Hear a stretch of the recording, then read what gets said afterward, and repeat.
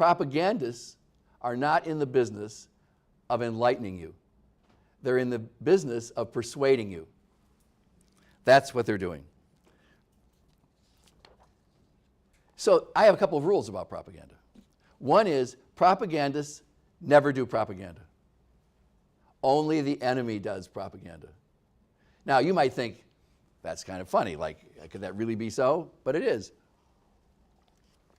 When I was doing some research on this, I went to the archives, the Kew archives outside of London, to look at Foreign Office memoranda about propaganda, because they were better propagandists. They were probably the best propagandists in World War I, way better than the Germans, and in some ways better than us.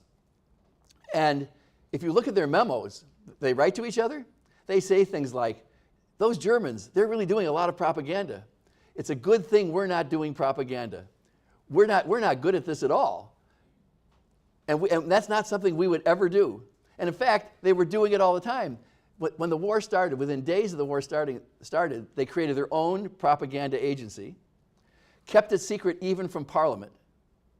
It had no financial, there was no appropriation from Parliament. They worked secretly for a long time. They worked secretly in the United States. They had a huge branch in the United States that worked here and around the world and in Britain. And it was made up by some of the greatest writers in the United Kingdom at the time.